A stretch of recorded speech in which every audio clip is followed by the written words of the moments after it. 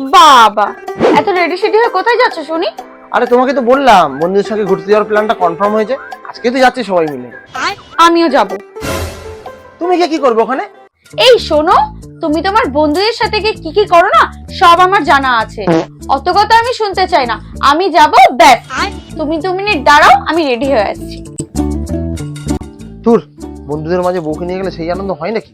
ও যতই বলুক আমি একাই যাব, ফিরে এসে কপালে যা দুঃখ আছে তাই দেখা যাবে।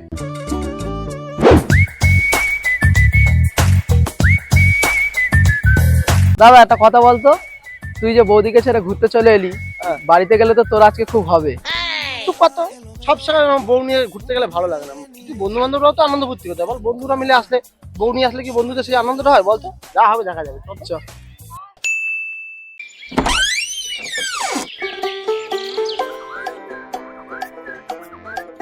জানি না আজকে কপালে কি দুঃখ আছে, আসলে আগে হাতে পায়ে ধরে ক্ষমা চেয়ে নেবো। এই শোনো, এই সরি সরি। হ্যাঁ বলছি আর 2 মিনিট। হ্যাঁ, শুধু চুল বাঁধাটা বাকি আছে, জাস্ট 2 মিনিট, আমি এক্ষুনি রেডি হয়ে চলে আসছি। আচ্ছা, তুমি আমাকে সরি কেন বলছিলে? না না মানে ট্যুরটা না ক্যান্সেল হয়ে গেছে। এই যা, তাহলে আমি এতক্ষণ ধরে রেডি হলাম শুধু শুধু, দূর ভাল লাগে না।